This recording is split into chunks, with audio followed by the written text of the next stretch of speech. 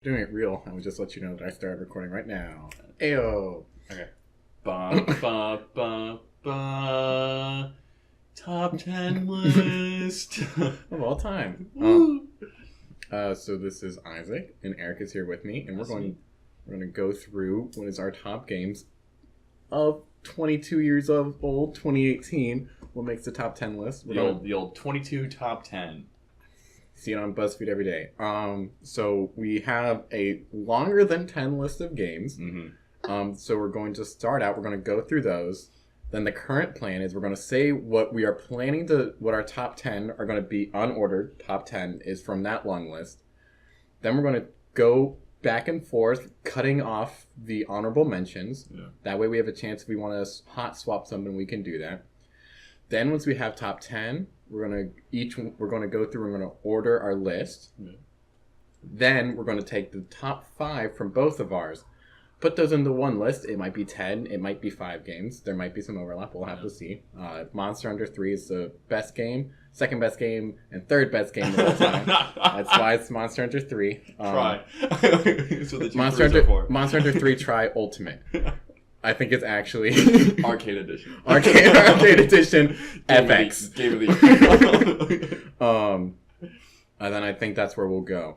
So I've been doing a lot of talking, so why don't you start off with all of your games? Okay, so reading from top to bottom, because to disguise what my top 10 are. Dota 2, Pit People, Team Fortress 2, Minecraft Feed the Beast, Monster Hunter 3 Try, Ultimate, FX, Arcade Edition Game of the Year, The Division, Borderlands, Load Runner, specifically the one that's on the iPod Nano, Binding of Isaac, Rebirth, Afterbirth Plus. Got to get as many items and bosses in there. Fancy Pants 2, Destiny 2, GoldenEye for the Wii, Lego. I had a hard time deciding between Indiana Jones and Batman. I think I'll go with Batman. They're both super good and probably going to end up on my honorable mention. So we'll just say Lego games that aren't Lego Star Wars. Perhaps the best and the most overrated Lego game. Nuclear Throne, Super Smash Bros. Brawl, De Blob 2, also for the Wii, Kingdom of Loathing. Now, I would argue specifically for the Sorcerer class or perhaps the Seal Clubber, but I understand if you swing other ways. Ori and the Blind Forest, and lastly, Donkey Kong Country Returns for the Wii. Oh man, I'm glad you went through those first, because then there was like, I should probably add like 4 things to this. Oh god, you're gonna take up 2 pages. No, we're gonna see. It's the last line of the page. That's how you know I made the right decision. So I guess I'm gonna go from bottom to top, just so I can be different. Oh, also one thing we did forget to say. We aren't doing repeats from a franchise. No repeats. Because then, honestly, Monster Hunter really would be 1 through 5. Or like Borderlands 1, Borderlands 2, the Borderlands 2 DLC, Borderlands 1 DLC. Do we need to do a segment for Best Borderlands DLC? Borderlands Handsome Jack Edition, which I got for free on the Xbox. Really? Don't have an Xbox yet. Oh, yeah, that's true. Oh, wait, yeah! I got that too as well. They put it out in the store. I was like, okay, why not? Alright, real quick side note. Best Borderlands DLC. Is it... So I know you have Borderlands on your list. I have a different Borderlands on my list. Okay, is your which one it is? I've not played enough of the Borderlands 2 DLC, but of the Borderlands DLC that I have played, pretty big fan of Dr. Zed, Tiny Tina's. That's really good. Yeah. Your ultimate thing you're doing is saving a unicorn stuffed animal. Yeah, you know what? I just love the word Bud Stallion. maybe I'll say Tiny Tina. I'll say Tiny Tina. Tiny Tina? That's actually, I think that'd be the one I would go for as well. Or Dr. Ned. Dr. Zed. Dr. Zed. Dr. Ted. All right. Dr. Zed. Read your list. So on the bottom, the very bottom where it deserves is Donkey Kong Country. Frick. No, that's like... That's so rude. I think I have 2 platformers on here. Let's double check. It's Donkey Kong Country Returns, right? Yeah. Okay. No, Tropical Freeze. It's just like I have that spot ready in my heart for it. Haven't played it. I hear it has the best soundtrack though. Best sound. 2018, 2017, 2016. Man, put that. I'm gonna say 2019. 2019. We know it now. Well, that's one of the 2 platformers. I found that in. Well, actually, would you count? Well, actually, some of these might count as platformers. I'll go anyway. Donkey Kong Country Returns. Neopets, Kingdom of Loathing, Super Smash Bros. Brawl, Bioshock Infinite, Call of Duty Black Ops 1, Dead Cells, The Secret World, The Division, Super Meat Boy, Counter-Strike Global Offensive, Guild Wars 2, The Beginner's Guide, Halo 3, Gone Home, Monster Hunter 3 Tried. This is super long. I still have like 10 things to go. Thomas Was Alone, Fancy Pants Adventures, which is the mobile version. Yeah. Eric helped me out on that one. I was too busy playing that during school to not actually know what it was on. Too busy playing it to know what it was called, what it was, or how I got there. That's how music happens frequently. What type of genre do you listen to? Spotify? Does that count? Who's the artist? I don't know. Nier Automata, Deus Ex, Mankind Divided, Borderlands 2. That's where we did. That's Isaac's one of choice. Arguably the better one. We'll have to see later though. Dota 2, Team Fortress 2, and then top of the list, and probably will be the top of my list at the end of this, Myst. Big. There's so many good ones I like want to add to my list, like Counter-Strike, BAM. I was thinking about Guild Wars. The opening to Secret World is so good, but I think all of those belong in that like I have tried so many times to get into an MMO. Those are some pretty good bounces. That's like when you're trying to figure out if something's bounceable. Yeah, you like toss in like hovers over the ground like a couple of good. Secret World's so good. That Zombie Island. There's one MMO on your list, and it's the one that you were talking about earlier today that probably is the first one you've gone farther in an MMO than me. I was considering putting Lord of the Rings Online on this list, but I think that falls in the category of time where I feel like I played that game a lot. It was probably 3 hours. Oh, Terra! Let's put Terra on here. Oh, what? There's lots of friends out there like playing Saints Row the Fourth.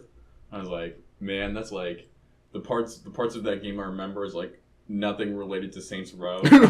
He's like, whoa, I have this controller. Look, I can move him around by like turning this. Whoa. So then I guess to hand a conversational ball back to you. Of those long lists, what are the 10 that you think are going to make your top? Okay. So is it better to like say the 10 or just start marking off honorable mentions? Because it's gonna be a long reading either way. Okay. Maybe just do honorable mentions. Yeah. So the first honorable mention, I'm just gonna start at the top and then work my way down for those. Would be Legos, Indiana Jones, and or. Oh man, you never actually decided. No, both are so good, and on my honorable mentions. Like games are like really good, but I think they're like a gateway drug kind of. Oh. How so? In that like they have very light exploration and RPG elements.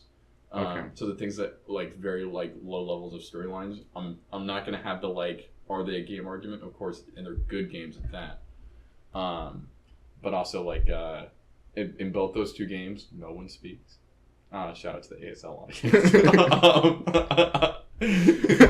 A moment of silence for the ASL speakers.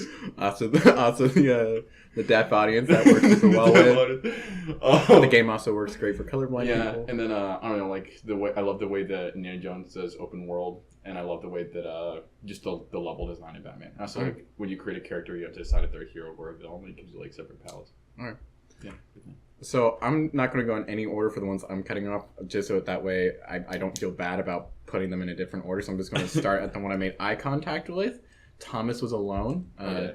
This one I actually considered putting in my top 10, and it was actually the first game I remember playing on the laptops that we got. Yeah. I was super excited to download Steam on it and download the game. It's just actually I guess that game counts as a platformer. Yeah. Easiest platformer of your life. Though. But there's just like the different shapes and their voice, and it turns out to be AI. And they tell a super creative story, and it works on a number of different levels. So it's fun to go back to every now and again and kind of see the story they told with that. Yeah. The second of my honorable mentions. Actually, real quick, sorry. Okay. My favorite, a great moment to like exemplify that game is you have Thomas, which is just like a red rectangle. It's always blue. Okay, no. He's just like hopping around. He's just like, it's a whole new world. This is great. And then you meet a blue square. I can't remember his name, but he's smaller than Thomas. And like the first voice slide from is just like, this mofo is taller than me. Oh my gosh! I pass it back. It's got a British. Yes.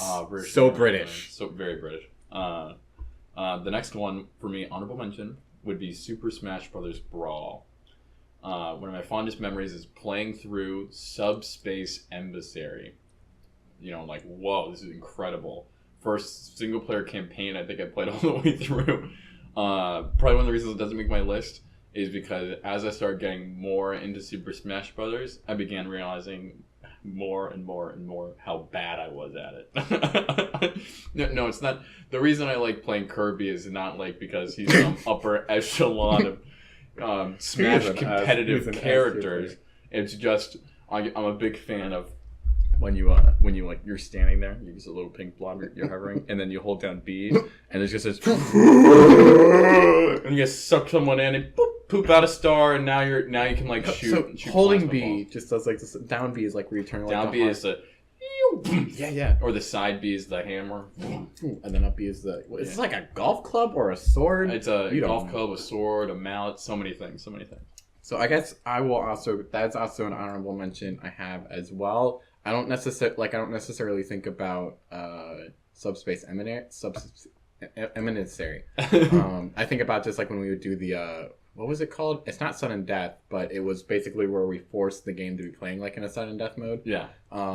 We played that much. That's a lot. That's like how I think Smash should be played. That's also no items. Yeah. And then every hit sends them off the screen. That's how you know that like we're bad at the game. It's just like we can't actually. We need any point of damage to kill somebody. Back to you. All right. Next on the list would be another Wii game. There's a lot of Wii games on here. GoldenEye. Big fan. Also view that in the category of like Lego, of where it was an awesome game. Big fan of the campaign. Probably the last time I ever tried to stealth my way through a campaign mission, because I tried doing it in Dishonored, but was so bad at it I gave up. And so Dishonored debatably wants you to play stealth. I think there's a healthy argument. They just put the guard there. They kind of want you to murder him. I think the healthy argument that the people who made Dishonored are some form of sadistic or Satan or Beelzebub or someone who's just looking to gather souls and blood and all sorts of oozy bits, so that I don't, because it is like 1/3 of the skills are stealth based. But yeah, that was where I tried stealthing through missions and was excited about because it's really good. That's a great multiplayer. I think I convinced our sister never to play video games again. One time, I actually remember that. That was bad. Dude, even I there was like, Eric, what are you doing? I was unprepared for how to handle that. I was just so excited. I was just on doing the best I'd ever done against someone who'd never played before. I don't know. He's the best around when everyone else is the worst around. And also played through a lot of that game while watching through Grey's Anatomy for the first time. Really? Yeah. Is that like part? So is that what got it on the list, or is that what was getting it off? Big fan of McSteamy. What? That's a character in that TV show? Who comes to be known among the female staff as the man whore. In the second half. He's a handsome ass dude, though. Okay. But yeah, that's honorable mention, GoldenEye. So then I would probably... Okay. We'll do Black Ops next. That was also a Wii game. That was also a Xbox game. That was also a PC game. I played it on a number of different platforms. I think it was a Fitbit game. Yeah, so it was the only game you could install on those Pokemon walkers. Yeah, it took a bit of going, but once you got it, you're just like, this was designed for this. This is what it was really meant for. I am self-actualizing my Pokemon pedometer. I leveled up my Charizard on the firing range by walking to the Tom Thumb and back. I remember playing Nuketown super well, Zombies, all of those things. I super enjoyed it. Though ultimately, the reason why it's on the honorable mention is why I super enjoyed that game. I think it was a good thing it was one of those things where I also enjoyed a lot of the media I ingested around it. Yeah. Things like that. I do think it's something that could be replaceable though. Yeah. It was just like, I could have been a different Call of Duty game and it would have worked. Which means it doesn't necessarily feel special to me. Quick question. I think, would Nuketown be the best map you'd say? What? Okay, let's ask this. What do you think is the best weapon for Nuketown? I believe it was called the Stakeout, which was a pump shotgun, which was super fun. Okay. Also the M14 was super great. And then whatever sniper rifle was the op. It wasn't actually the op, but every game has one. Yeah, you haven't gotten to Counter-Strike. Yeah, I didn't know the lingo. Terminology. Yes, Call of Duty Black Ops. Call of Duty Black Ops. Also, shout out to the Horde mode in Modern Warfare 4. Yeah, it was super clutch, man. That was really good. Also on the Wii. Next on my list would be Fancy Pants 2. I remember stumbling across the first Fancy Pants. I had no idea what it was. And just having so much fun, especially with the music. So I think of Fancy Pants 2 as the first time I figured out what a video game sequel was. I'm like, oh my gosh, this is awesome. They made another one! Comes out of nowhere, just browsing through the taxi cab and all the other things. And it was awesome. So awesome, you sometimes gotta sneeze when thinking about it. Or not. Yeah, and then like Fancy Pants. You could change the color of your Fancy Pants. They introduced it. It had this great villain who steals your ice cream cone, a rabbit, and then the mayor requests that you save the town. That mayor did not have a spine. No, he gets out a box and nothing in the middle. So, man, it was so good. I think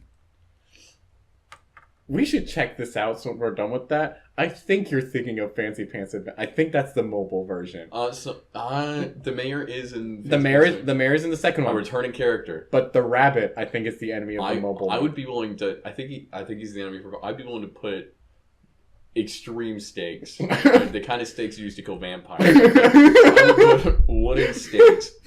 That you're on a. I don't have any wood to bet on this though. It's like, hey, you get my chair. Destroy the furniture. You start on a golf course. You golf a snail because that's how you get pants colors. The ones I had to try hardest to get was on World 2, Level 1, I think, and they were purple. But you golf it into the hole. The mayor runs over. Whoa, good job. Here's an ice cream cone. And then the words ice cream cone get appear above your head. Like a neon sign displaying how great it is that you are, how fancy you are, how pants-like you are. And then this bunny runs over, grabs it, hops down the hole. But one of the reasons it comes to mind is that I think the culmination of the online Flash game era. Because you have the sewer run or the oh wow or the sewer run Rays too. Or all those was the Smiley Wars or something like that, all those armor games, Shockwave games, the Pizza Man one, which is really good, with the Mario platformer knockoff. Oh no, but it was super combat focused. So you have both, yeah. But I see Fancy Pants 2 is the culmination of that. And also, the reason it's not going to make my top 10 is because replayability is a big thing for me, which will come up later. Destiny 2, everything is replaying. Everything's replayable. But, dude, Flash games, going away. Going? Yeah. Dude, gone. No, I mean, they're going to remove Flash from Chrome and Firefox. It's super insecure. It's incredibly insecure. So Flash-based games not going to be around anymore. We laugh super hard at work because there's a security video you have to watch, but you have to enable Flash on your browser to do it. So whenever there's a new employee at work, you just feel gosh darn it! They're asking me to compromise. What's next on yours list? I'll actually probably do Fancy Pants Adventures just so we can continue the conversation why it makes sense. That had way more pants to it. Lots of pants. You had hairstyles. Did they? They had hats. They didn't, and I think there was an afro, but there wasn't too many alternate hairstyles. Yeah. But you would always go with the normal hair because it was super wavy. The signature style. That was one thing. Fancy Pants just had super great animation as well. Swag. You know what that reminding of drawn animation? I actually made Fancy Pants based comics. I actually called him Fancy Pants Man, I think. Yeah. Except he had you drew the shorts super baggy. Yeah, I wore shorts super baggy. At this point, they would looking back, I'd probably call them parachute pants. They were drawn. MC Hammer pants. Man. I think that was the one that I played the most of. We played that a lot.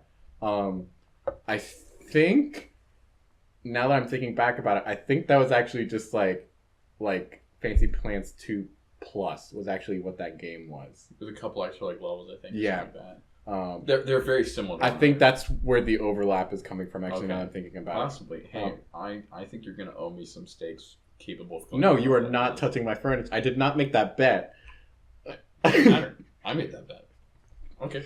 I made that bet with myself. Let's say, and you wouldn't make me go against myself, would you? A vampire would make me go against my own will. Stake in your heart. That's why I want the snakes. And to suck your blood. And then also, there were a couple mobile games I super enjoyed. I think this is the one, though, that like I played just because I thought it itself was super fun. Not like I need something to get away from math homework. Yeah. So there's not like negative connotations with it in that way. Yeah.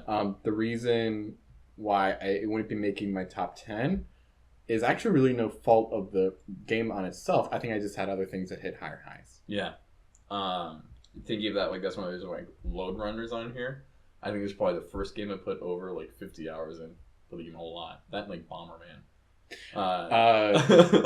Bomberman's on my list as well. Do we just do this shout out and then call it out? Yeah. Shout out to iPod Nano game. iPod Nano. Woo! $5 each and every one.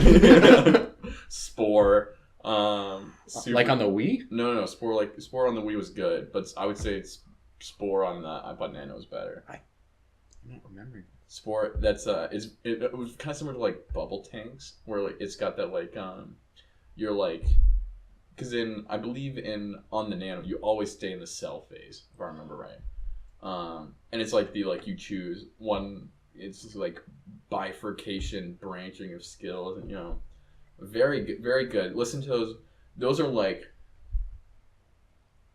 signature because of like Over the Fence, The Instance, for me, The Wire.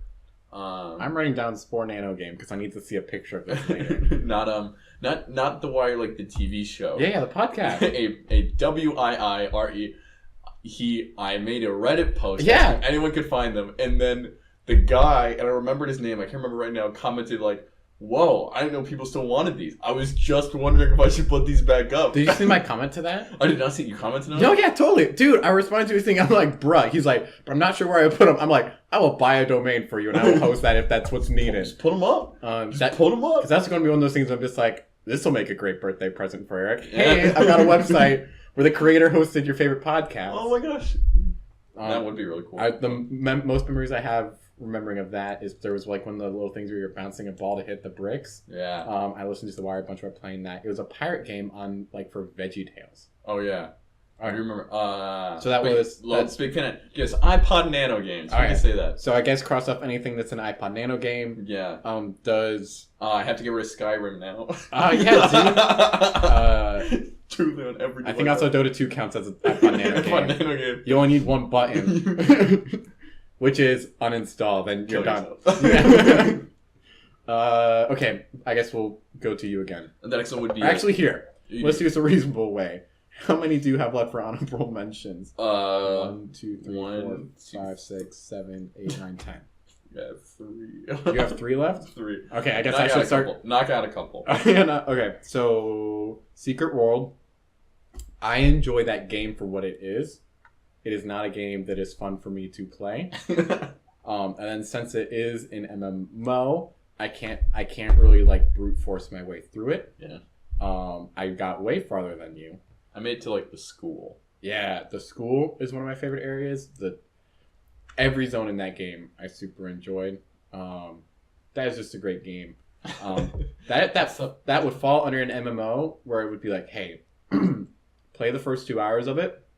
You're not going to play it afterwards, but it will respect your time for those 2 hours, and you'll see something cool, and then you can put it down after. The way they handled the mysteries.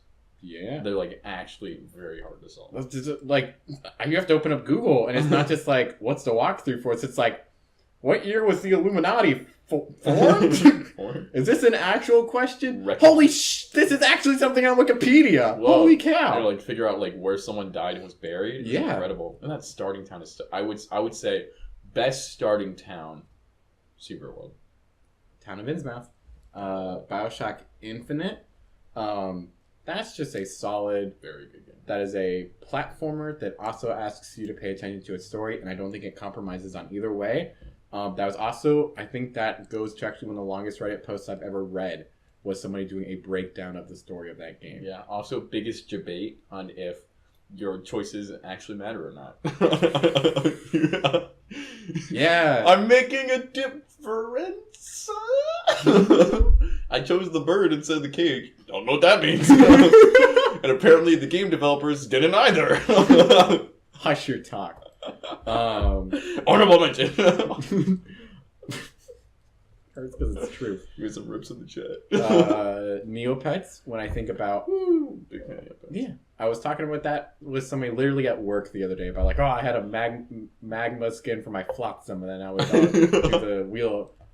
Great times. Yeah, the omelet. Also, it's now owned primarily by Scientologists. No! I was okay that they claimed religion, but now they have Neopets. Fuck! First they took Hollywood. Now kids flash games. Assholes. Never watching a Tom Cruise movie again. Deleting. So like that's like half of the reason why it's on the list, because that was both a fun thing as a childhood, and it's the thing in my childhood that's taken over Neopets, so it makes it more interesting. Yeah, take that, Webkins. Super Meat Boy, what I believe is the best platformer I've ever played. Okay.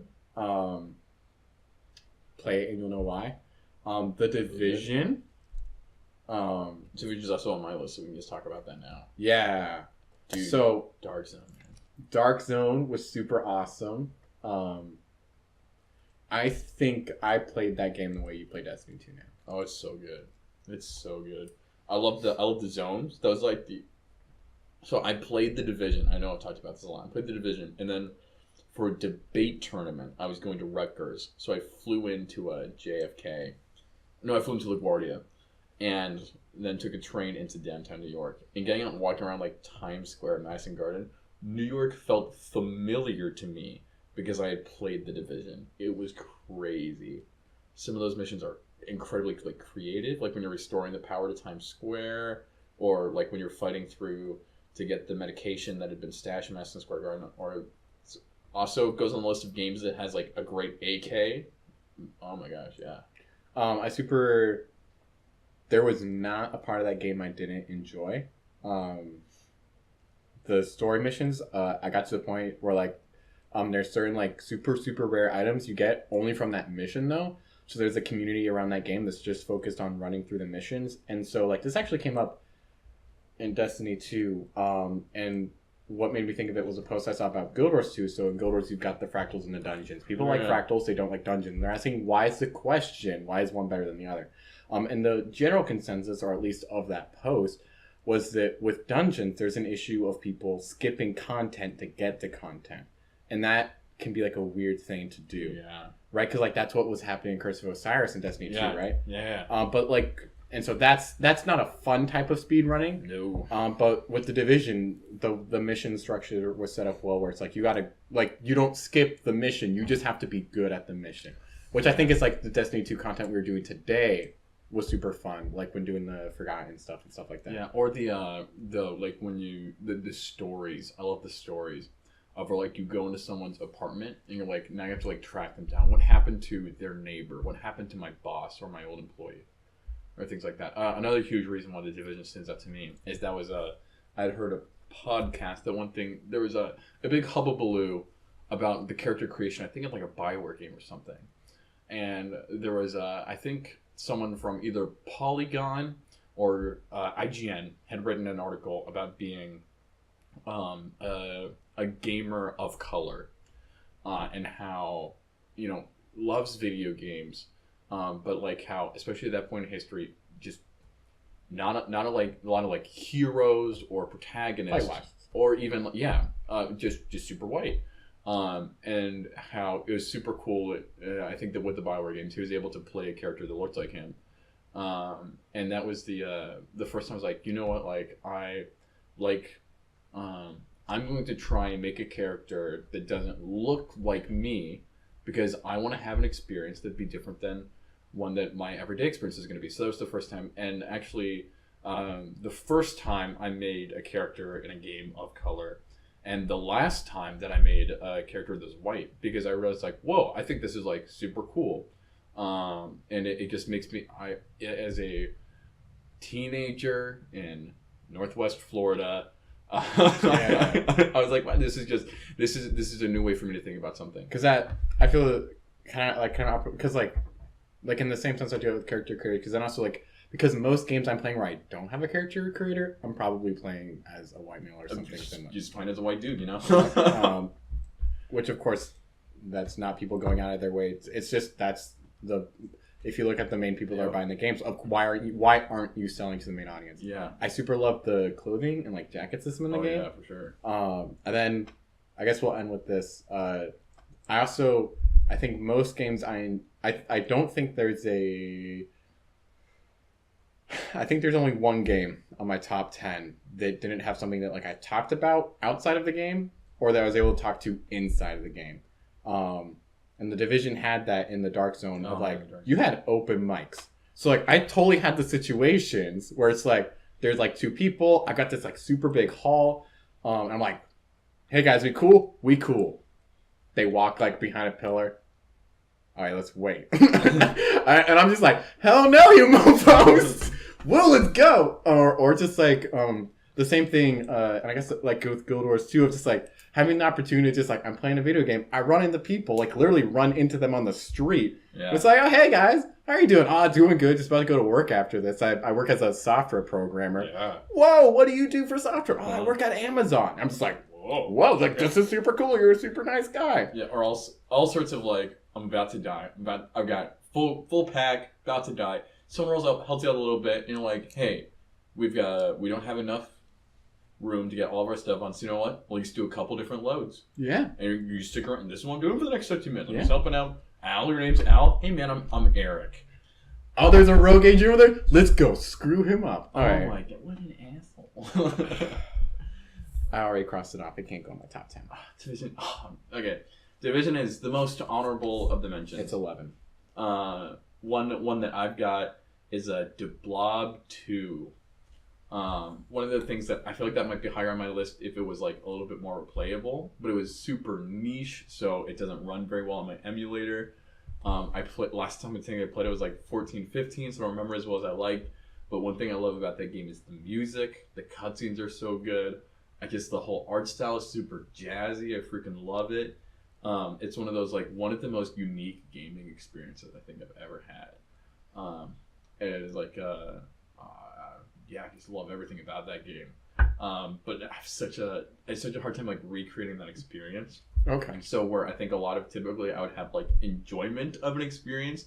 Now it's like the only thing I can enjoy is wishing I could have the experience again, which is just sad. Yeah, I'm like I really used to like this song. Can't anymore though. Can't remember the name of the title. Frick.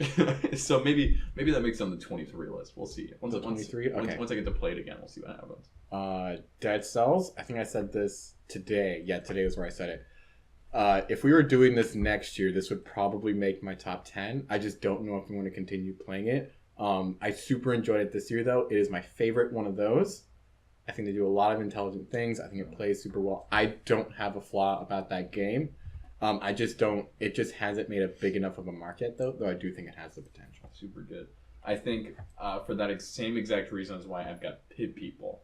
Love that game so much. I used to play that game with a guy on my floor. So it's with a guy who used to live on my floor at college. So it's got a little bit of that like, oh, wow, like this is history. But then also I love the writing. It's hilarious. The Hall Minotaur. Or like just some fun memories of like playing it. I love like the customized build. This is my team. This is my team. You want to talk about whitewashing in games, though. But also, the storyline is hilarious. But also, I've only played it for like 12 hours, and there's still a lot of game to go. Apparently, you can just like keep. I think it's got like 3 games plus or something like that. I still can't believe you only played that game for 12 hours. I know, it's so weird. Because this semester was like we didn't really play video games together much this semester, and like every time I'm like, he's on Pit People again. I guess this is what he's playing this semester. Only 12 hours. Yeah. Speaking of games with great writing, and one that I don't know if this is on your. I think this actually will make your top 10. Kingdom of Loathing. Yeah. Is that going to? That's not an honorable mention, right? No, that makes top 10. Okay. If I'm doing list of games that have top 10 writing, that is on there easy. Oh yeah. Super creative, super fun times. You said Sorcerer. Pasta Mancer is actually still something that whenever I have the ability to use the tag, I do. And it became a religion. Yeah. There's Pastafarians now. Whenever it's like, oh, what other classes were there? Seal Clubber. Big nice. Turtle Tamer. Turtle Tamer. Though I guess since it's not... since it's going to be on your list, I'll kind of hold it and then back and just say I have super fond memories of that game. That's up there with The Division, of where I can talk here for like an hour or two about how awesome and how great that game is. Love it to death. It's so good. That's awesome. Number 12. I think that's also a game though that like I think anybody who has the ability to, it's free. Pick it up and play it for 2 hours. Yeah. Go to the Degrassi Knoll. It doesn't cost you anything. Make a bitch and me car. That bitch and me car. Oh, did you see? No. Mama! I'm doing math homework. I would probably love that game even more now. It would probably be more in line with my sense of humor. It's a mummy. It's kind of scary. Not so much that you're running away, you're just walking nervously. Or the Pirates versus hobos. No, Pirates versus hippies. Okay, but you got some more honorable mentions to go. I just have one left. Yeah? Nope. I have 2.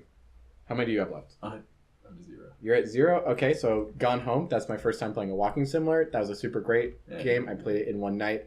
That game would just go on there as the first one of those I played, and it actually... 1 or 2 of those games have actually been like some of my favorite games, so I just kind of wanted to call it out. The other one is Counter-Strike Global Offensive. Yeah. That is a great game. I'm probably not going to play much of ever. I think that is my league of where I'm just like, dude, that's a great game. It's fun to watch. The community is too toxic for me. Very toxic. I think that also makes it, that probably makes it on the list here for game I have uninstalled the most amount of times. Which is surprising considering Team Fortress 2 is up there on that list. I never like spitefully uninstalled TF2. It's more of just like over the course of the years it happened so many times. Yeah.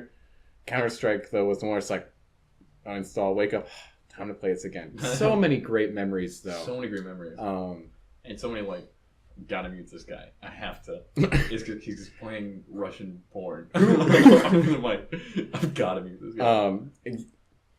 Yeah, because I guess what you're talking about with the Blob, I guess it's kind of in that same sense, but in a little different. Like, I can like just go and replicate it, and at some point I would get like super highs and things I enjoy. But climbing up that mountain, I see playing such a cost of my own personal enjoyment. It is such like some of the nicest and some of like the meanest people. Yeah, I think one of the best example of this I saw was when Kugo was doing his, I think is like, I just got divorced. Or like, someone I've been in a relationship for an extended period of time who's been living with me is leaving. And he was like lightly chatting with people on the server of like, oh, how you doing? Good, between just, doing funny goofs. And then one guy starts accusing him of not being Kugo. And like yelling and cursing at him.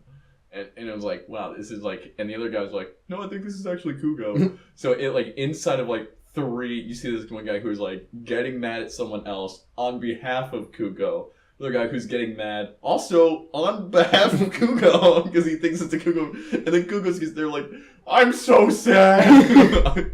Also probably the game on this list that has the highest amount I've played with people who have been high. Oh my gosh. Easy. Yeah. Actually, I don't know about Team Fortress 2. Going Team back, Fortress 2 is harder to tell. You're right. In Cisco, you see who's top scoring. All right, so I think we got Gone Home. Let me look at it.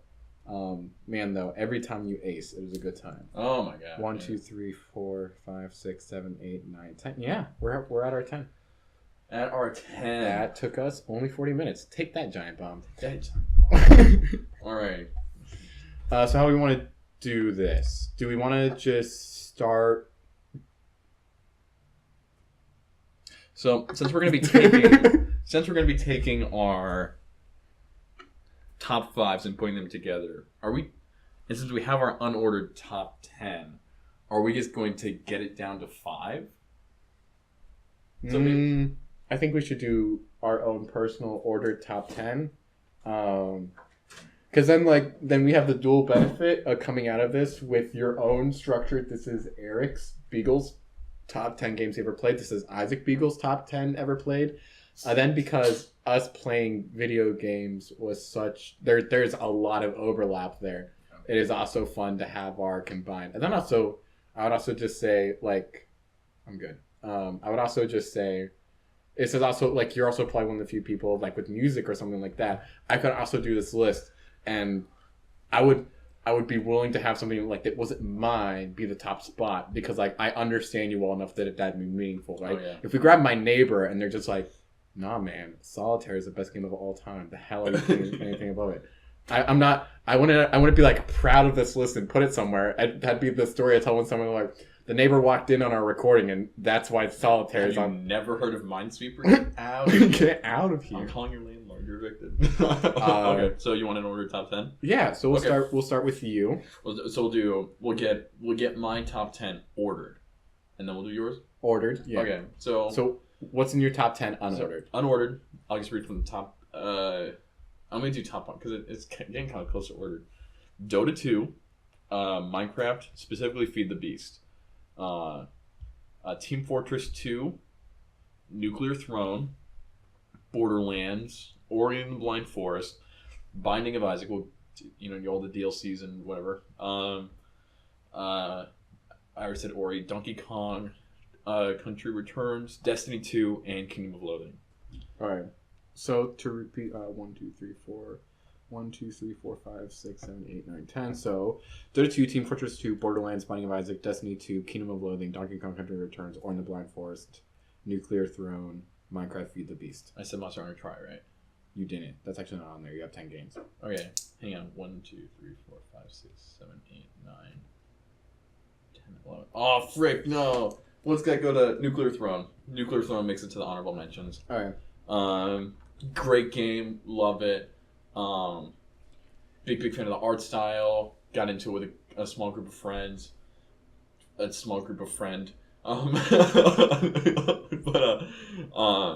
was the would you say that was your first start content you enjoyed past TF2? Yeah. And that's gonna be that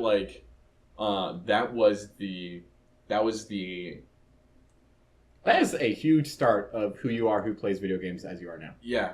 That was the turning of the page on that. Big fan, yeah. All right. Played in multiple phases of life. So, what's your number 10? Frick. What makes number 10? I think my number 10... Let me take a guess.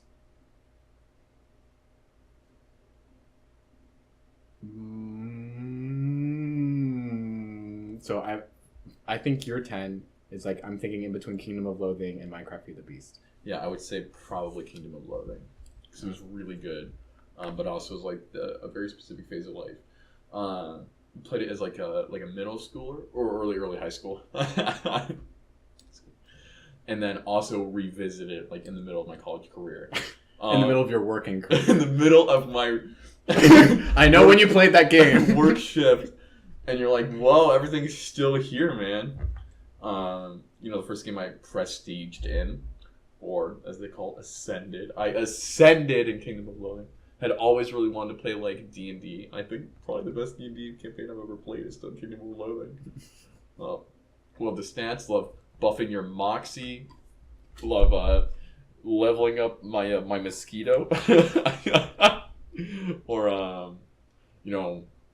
the best buff you could ever get was joining a guild and then jumping in the ball pit. What was the name of the guild we were a part of? I don't remember. Fun guild chat. The first time I had a spiritual conversation with someone was I found out what a agnostic was. And what Pokemon was the same day. Wow. I think those are the same thing, right? One of those, or one of the areas you have. Because Pokemon don't have a god either, right? No, just balls. Or you like one of the areas you have the left side of the tracks and the wrong side of the tracks. One has hobos, one doesn't. Well, it's so good. It's just so good. And also text based, and also something that like I just don't really get into anymore. Yeah. Well, because then I'll still follow them on Reddit. Do you have a good Reddit? Mm-hmm. Alright. So then does that make Minecraft Feed the Beast your 9? I think Minecraft Feed the Beast may be my 8 or 7. Oh, okay. I think my 9 would probably be, maybe Ori and the Blind Forest. Really? Yeah. Super, super, super good. I love Ori and the Blind Forest. Probably would be higher if I hadn't started replaying Donkey Kong Country lately. Beautiful game. Incredibly surprised it ran on my laptop. Also, that was like the first game I tried to 100%, and then I think How far did you get? I got like 98 or something. The reason why there's one area you can't return to, and it was a timed. You've got like water rushing up, yeah. And there's just like one or two little things that I couldn't collect, and I tried for hours. I think I stayed from like 10 to like 1 o'clock just trying to beat this one level at 100%. Wasn't able to, but it's such a wonderful Metroidvania before the market got absolutely oversaturated with those. Great platformer, the atmosphere, the art. It's just so good. So actually, there's something we should have done with. I think that'd be fun to do. So we'll start with 10 and then come back to your 9. Excuse me. Kingdom of Loathing. How does somebody play that game now to replicate your experience? To replicate my experience, find something that you're supposed to do, and then do this instead. You say that jokingly, but that also like totally makes sense, right? Because like you can pick it up and put it down super easy. Fast. So on the basis of like, it is the reverse podcast game. It is a reverse podcast game. You're not supposed to be playing the game while absentmindedly listening to something else. You're supposed to be doing something else while absentmindedly playing Kingdom of Loathing. And then just like going blind, just like don't listen to this podcast. If you already know too much. Find a wall, run up against it a few times, but like bookmark it, and when someone walks up, close it. Play it here and there. You don't really need to play more than like 15-20 minutes a day. In fact, you can't. So I don't know, man. Get drunk as hell. Drunk as hell. Drink as much as you can. The eating and drinking habits in the game are like the exact. Well, actually, so as a pasta man, so I ate a lot of pasta. But like the beverage is the exact opposite of who we are now. Drink alcohol and energy drinks. Yeah. Okay. And then that's and then just every day, and then wait 6 years and come back and have this experience of whoa. Made me feel like a teenager again, and things like that are hard to find. So, Ori and the Blind Forest. Ori and the Blind Forest. How does somebody play that game to replicate your experience? Headphones. A very important part is moving away and living in a dark room and feeling very, very lonely. Or instead, like making the choice to enjoy something. I think a great way to play that game is a sign I am going to like enjoy this game, because there's so many things in there that you can do or that you can find pleasure in, and it's just super neat to like every part of it looks a little bit nicer and a little bit different. There's not really like a story, but there is a narrative that like carries you. Have headphones on loud, like invest yourself, and just like view it as something to like, oh man, I feel so dumb saying this, but view it as something to like experience. No, yeah, I get that. Yeah, kind of because like like the beginner's guide they'll talk about later.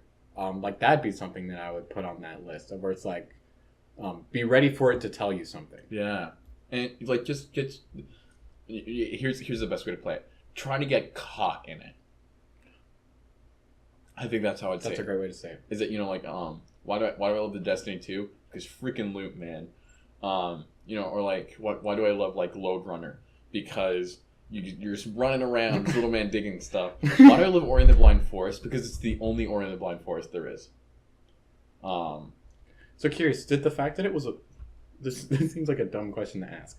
How much did the fact that it was like the game takes place in a forest at that point in time like played into your enjoyment of it? Urban jungle. Yeah. That was another big part. Is like in a something that literature often does, that video games often try to emulate. It captures you and it takes you away. Okay. You're Joseph, and bam, you're in Egypt. A little bit less of a violent transition. So it's not that the game it takes place in the forest. It was that it took you to a forest. That's a good way of thinking about it. Okay. But yeah, just let that game catch you, and just get caught up in it. Anything else you want to say about Ori and the Blind Forest? Nothing I haven't already said. So that's mine. Doesn't mean you can't say it again. It's a great game and totally worth it. Next, I'm doing number 8. Yeah. I think at this point in time, I probably have to number 8, Binding of Isaac Rebirth. Really? Yeah. I am. Color me surprised. This may move I thought this further. would make top 5. It made me top 5. Binding of Isaac, man. Dude, so all I gotta say is if we give you enough time to talk about this game as one of your run takes, we gotta start the clock now. You've got like 30 seconds. Ignoring the burn, I see. Where to start, where to end? Yeah, because where to start at the beginning, man. It's Last summer. It's essentially last summer, yeah, and it's essentially just Isaac and it's you, and you're like, what is going on? My mom's lipstick? What? Is that item a bra? This is weird. My weapon is my tears? Question mark? And there's so much about it that's like confusing and hard to figure out. And that game says like, play me. I dare you. No, not in the way that that a Dark Souls game does it, where like it punishes you. Yeah. And it just like plays its own game and it invites you to join along with it. And there's like you wanna know why I love that game so much? Is because you can finish it so many times. And not just in the sense of like you finish a run, but you're like, I did it. I killed mom. Wait, new boss. I killed. There were so many times I texted you, I beat Binding of Isaac. I stopped it's like, okay, sure. And there's so many like secret rooms and funny quirks. And also like some runs where you just randomly, not randomly by means of like glitch, but you get 2 items that just synergize so well. You're just like, I am unkillable now. I'm bad at this game, but unkillable. Thank you, items. Thanks, TechX. And yeah, just played that game for so long. Listened to a ton of the Beastcast. Sometimes I felt as lonely as Isaac does in that game. And if anything, I appreciated it as something to throw myself into. And as much as like that game is like random and chaotic, in order to beat it, you have to be anything but. I feel like that's one of the things I love about roguelikes is you have to be as structured and as intentional in the way you play it as the developers were in creating random systems. And that's one of the things that like there's so many things that if you think ahead and if you practice and if you set yourself up, it's a completely different game. So getting to play that game so many different times, so many different ways, and have it be so many different games inside of it. Oh, it's so good. It is so good. All right, I'm writing it down here now. Though I'm calling it. It's making number 5. Okay, we'll see. It's at some point, right? Like once we made it past like number 12 or 13, all of these games are the best game of all time. So that's number 8. So let's see if I can. How do you play that game to have your experience? Like no internet for 3 months, right? No internet for 3 months. So I actually had started playing that before. Yeah, but it was like off and on, right? Off and on, because I was still hella into Nuclear Throne at that point. Yeah. First off, right, like give yourself at least 2 or 3 weeks where you don't look at wikis or guides. You need every knowledge that you go outside of the game should be building on top of what you already know. And then just how do you like first off, like lean into it, because there's a lot of ways that game is like, this is weird. This is kind of freaky. So when you lean into it, doesn't necessarily like with Destiny 2, when we get to that, that'd be the same thing with, was it Kingdom of Loathing you said that for? No, it was Ori and the Blind Forest. So like lean into it, like go into what the game is asking of you. Mm-hmm. With Binding of Isaac, you don't necessarily mean it in that way. It's just like, be okay with what it's putting on the table. Yeah, like, you don't have to play the game and be like, it is hilarious that I'm shooting tears. Oh, just be like, it's a projectile, move on. Here's how you don't play it. This is so bad. This is a terrible run. Piece of Polish wisdom, there's no such thing as like bad weather, just bad clothes. I would say there's no such thing as a bad Binding of Isaac run, just a bad way of handling it. Because even the worst runs are like, you know what? It's not that like this is a bad run. It's that I have gotten very fortunate with tier upgrades up until this point, and now I'm having to be a lot more strategic with my movements, and I don't like that. Okay. So like never cancel a run, never like see every run through. I think of a run to how you should play that game. Like never quit midway. I mean, you can come back to it. That's why it's Binding of Isaac Rebirth. You can exit and then come back. It doesn't like quit your game. But like, or like, oh, I like thought I was doing really good, and then I did something stupid, so now half my hearts are gone. Keep playing. Oh, my bosses are taking like 3 minutes to kill. They should take 30 seconds. Keep playing. I should have done this. I should have done that. Keep playing. Yeah, and then like lean into it, because everything, I promise you, is just a moment away from getting better. The game is which means it'd be a fair statement to say the game is built such that your chances of winning the game are over when you get the "you died" screen. Any point before that, chances, you still have chances. And which isn't like the case with like maybe with something like Dark Souls, or just like no objective. You have a full health bar, and objectively you're gone now already. Yeah. Okay. Yeah. Anything else you want to say about it? There's just, I don't want to say, but probably not more than I need to say. It's may make it up higher on my list. We'll see. I think number 7 is ready for Minecraft Feed the Beast. Man, that made it 2 spots high. I'm proud of it. Direwolf is proud. Direwolf is super proud. First off, loved Minecraft so much. Just vanilla Minecraft. I love being able to say I was one of the people who like played it in the beta so much. Such a good game. So I gotta be honest, this one here is more alien to me than Binding of Isaac. Okay. As far as just like not why it's on the list or where it's out on the list, but like the actual game of like somebody like who has been there with you doing it, and it's just like, what is going on here? What is this rubber extracting? Oh man, it's so complicated. You get in this base, like you and Josh would build it, and I would just be like, like level, extremely low level, like you dare say low level? I was talking to somebody. I was actually talking about this at work the other. I'm like, you legitimately build a nuclear reactor, and it's not just like, oh hey, you combine a diamond and silver in some nuclear reactor. You have to balance out like where the water is, and the heat distribution. It is a genuine question of whether Russia or you will finish your nuclear reactor first. Me, it was me. Just so many like, oh my god, you want to know what? Making my place in the world. So I think what makes this your number 7 is just like we can go ahead and ask the question now of how do you replicate your experience, and I think that is I just download it and I do it again. Yeah.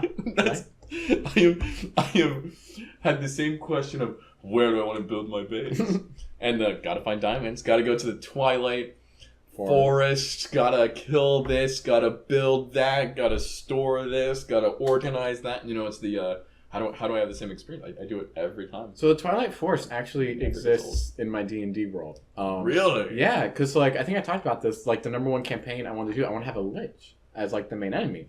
And then there's a lich in the Twilight Forest. Yeah, those towers are super cool. Yeah, and like that was actually something like I kind of wanted just like a force of like the thing that like somebody would stumble into, and it is a completely different magical place. Or like there are significant portions of Parks and Recreation that when I watch the episodes, I remember what I was doing in Minecraft Feed the Beast when I was watching it. That's crazy. And that's also like did a server a couple different times, and the first one I was like, it's gonna be like cooperative, and then ended up getting sick, so I spent like 40 48 straight hours. So you I and Josh come back. I'm like, check it out, guys. I did everything. There's nothing left to do. New server. And that's like one of the hardest decisions I think I've ever had to make. Was the chunk loader. The chunk loader. That's why you had to get diamonds. Yeah. Gosh darn it, we need the rubber factory to continue going. And just the chicken farm. I still remember bases I've built in Feed the Beast, and they're still some of the proudest things I've done. Because that was one of the few things in my life that made me feel creative, made me feel constructive, and made me feel competent. I've organized a base of knowledge. I've organized an actual base, and now what I can do is what I want. I can ask the question, what do I want to do?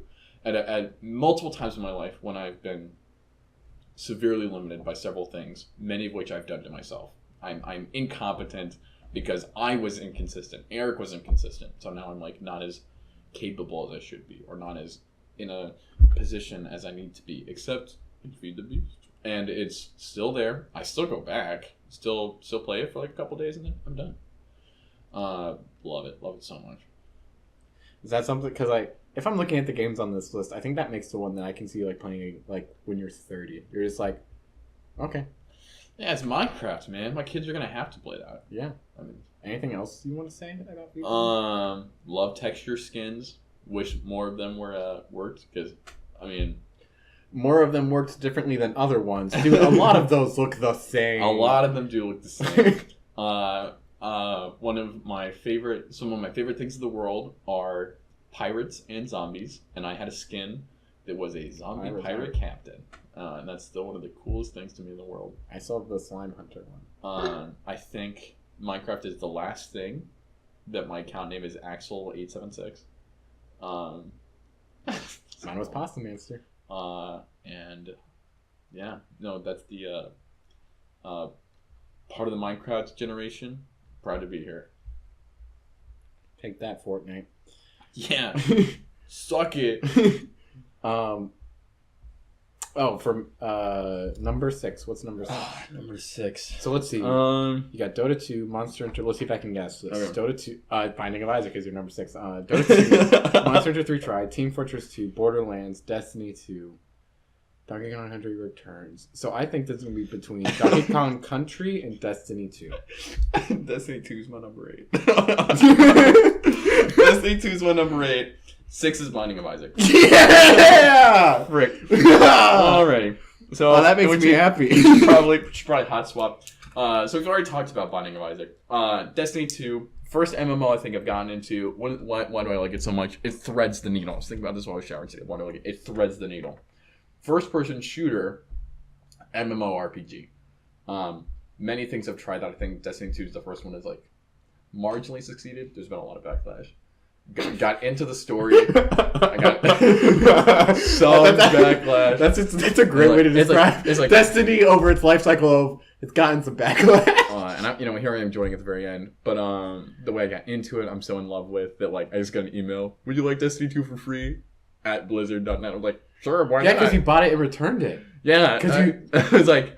I remember that. I was super like, we're going to get into Destiny 2. I'm going to let Eric play for like a week and make sure he gets into it. I'm like, hey, bro, how Destiny's going to? I don't have time. I don't have time. It's so sad. Because that was also the same time that my RA as I wanted to be ARA. And I was like, no! I want to, but I cannot! Which I'm super Play glad. Destiny 2, not If that semester I'd become ARA and also started playing Destiny 2, probably would not be taking the line. So there's still decisions I uphold. But yeah, now super into Destiny 2 now. I remember this story mission. It's a good one. Every single time. That fell under the category of things of like, I noticed it the first time you did it. Of just like, this. I feel like I'm going to hear this again. And then also like, I'm at the point now like, I understand how many things like that I say. So I'm just like, I'm doing the thing he enjoys. Every Destiny 2 mission is a good mission. I wish I could believe you. My character is my character. I love that. I love the planets, most of them. We're talking about Io, and we're done. There's nothing there. And we're done. And I core Ray is talking about like what happened to me on Io, and I was like, I don't even remember what happened to you on IO, and I was the one that did it. Or like Nessus. Which one's Nessus? But the EDZ, the Farm, Titan, the Hive. Oh, it's so good. It's good to go back to Titan today. Gambit, and there's just like Destiny's the gift that keeps on giving. But also, now I'm just man. Nope, Binding of Isaac is the 6. So let me take what I've got written down. Kingdom Rolling is my 10.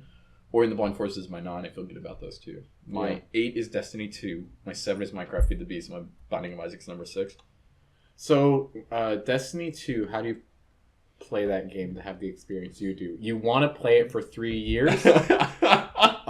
And then in your last college semester where you suddenly have way more free time than you're used to, you're like, hell yeah. So you get everything about it for free. So let's say you want to really get like something as broad as like Asian food. So you're like, let's try Vietnamese, Nepali, like Korean, like Chinese. Oh, now then you get to like, okay, Japanese. I like Japanese food, but before you get to Japanese food, you try really hard to like South Korean food. Like, this is it. I'm spending the $60. And then when it comes to you have friends who are like World of Warcraft. I'll buy you a subscription for 6 months, and you raid with, and you just keep trying them. And you're like, I want to. Did Chris do that for you? Yeah, he bought like the expansion, the Panda one. Yeah, it was Mr. Pandaria. Yeah, like played with them enough. I don't feel bad about it. I don't know why I would feel bad. It was good times with good friends, but I guess it didn't last. Really hard to get into like a genre, and then like. Do you think you're interacting with this game in a way that is MMO-like? Or do you think the game has MMO factors to it, but the way you're playing the game isn't like you're playing an MMO?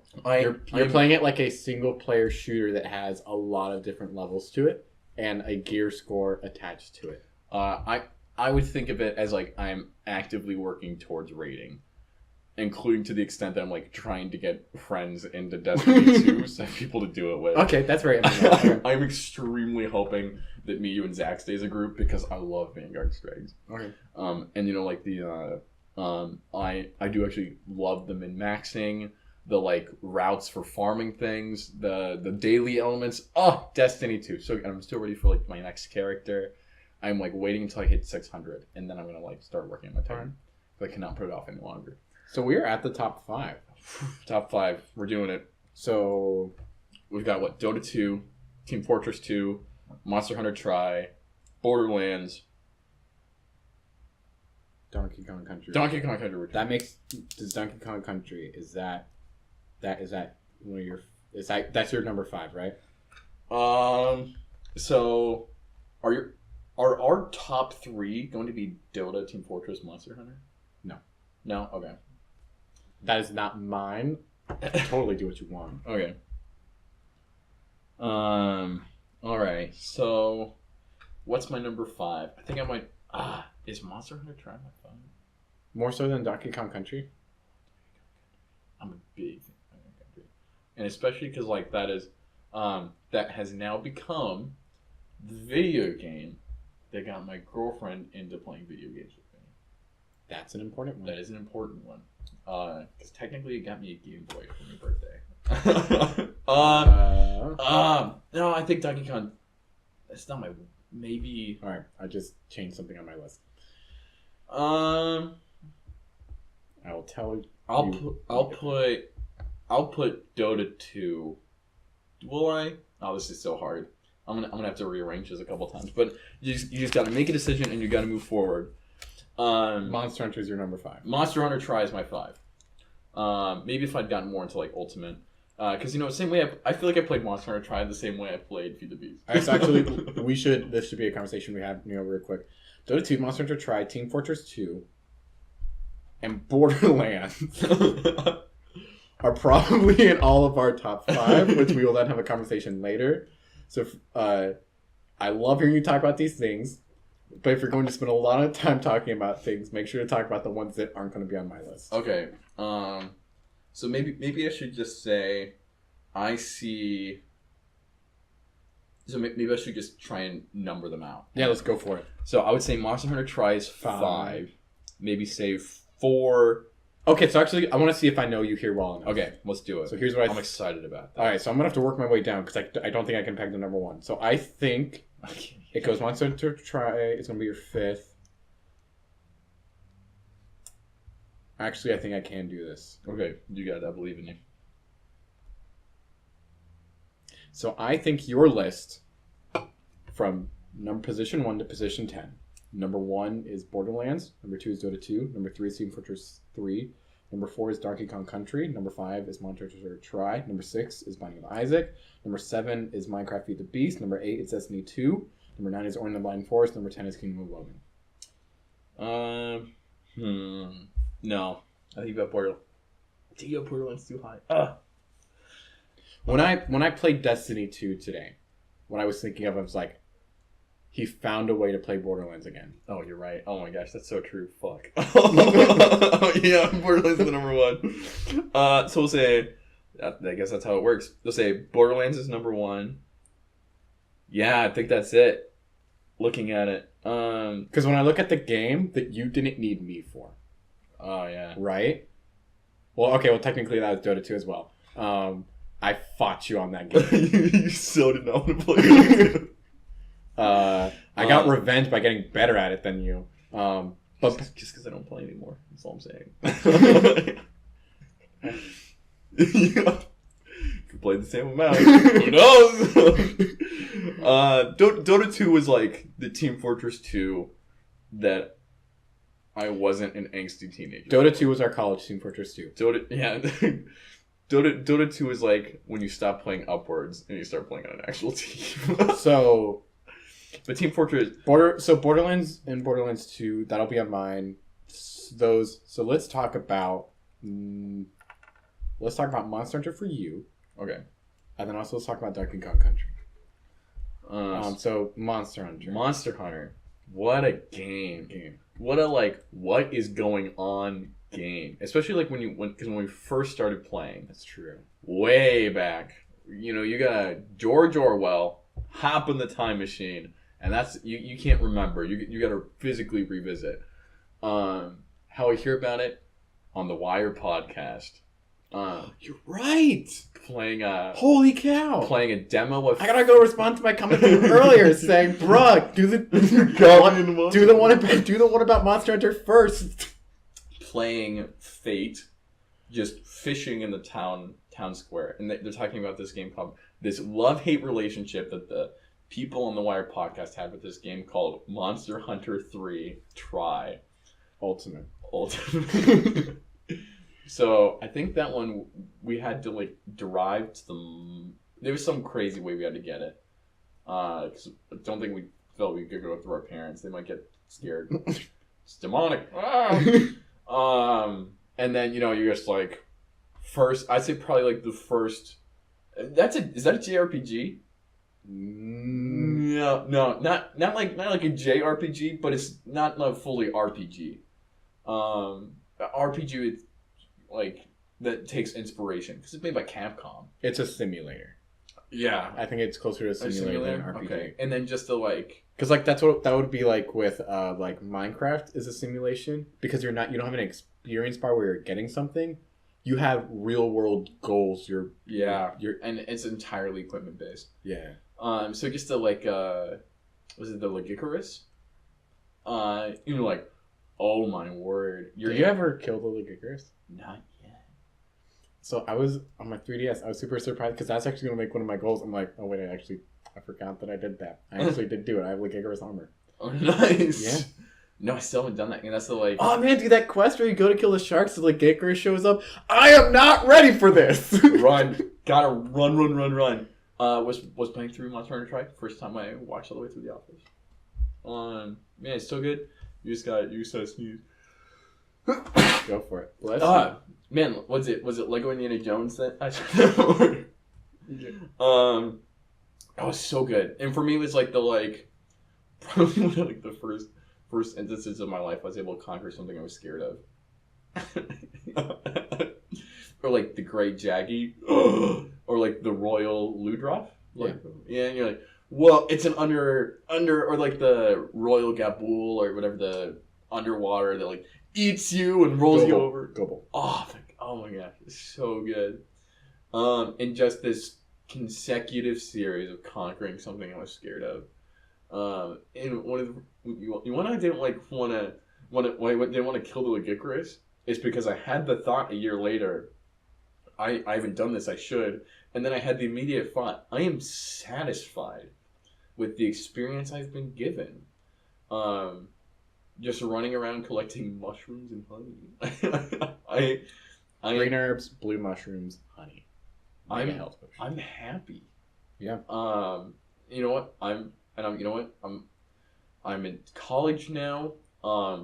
I live an hour away, and I have like a 4-hour break, and I feel like going home for just like a little bit. And it's gonna cost gas money, so I will buy a 3DS and pretty much only play this game on it.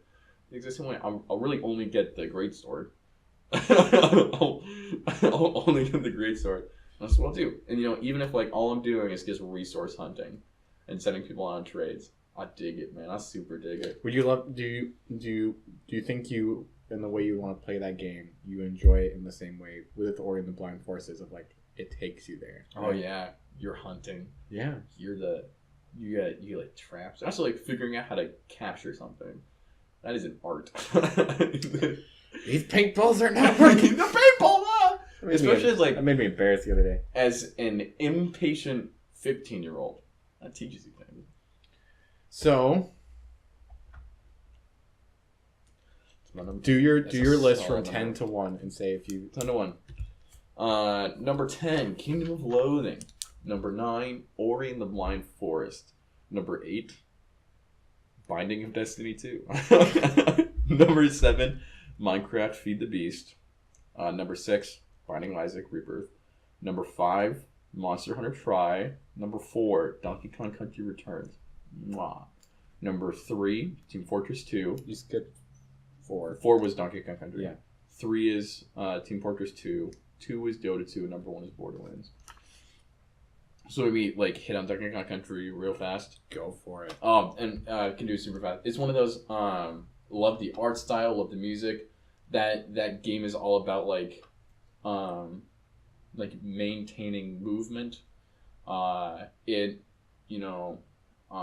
It's just very satisfying. Very like skill based, but also just like goofy and fun as hell. You're a monkey. You're an ape trying to like fight off tiki masks that stole your bananas. But it has some of the most stressful. We played that through co-op. That was a team building effort between the two of us. I've gotten really into time trials. You have to like match rhythm with the level, the number of environments, the different like the minecart levels, and you're running from things, and just the general platforming, the puzzle pieces, and the Kong letters, and whenever you see a red balloon, and then when you like get Kong letters on all, and then like this mysterious temple shows up, or I think about that game in the same way that, and the reason why I think Borderlands is your number 1 is that the content in that game fit like a glove. For what there is, there's just enough of it. They have it there super well. And it is just a plate of food you enjoy. You take your last bite and you're like, I'm done. Yeah. And also, it's one of like the few games ever that I feel like I'm just naturally good at. Yeah. That adds a lot to an enjoyment of feel that way a lot more playing it with Lauren. Take that, Lauren. She's also very good at it, which just makes how much better I am at it than her. It's like just you know what that game is? That's like the best of the best. The reason it's the number 4 is because that's also number 4 of like life experiences. Yeah. Oh man, what a top 10. Before we go further, are there any games on here you feel like you haven't said enough about yet? That you undersold? I feel like I'm underselling Nuclear Throne a little bit, but I think that's only because I like the art style more than I like Binding of Isaac. But the Binding of Isaac is so good. I think we're good.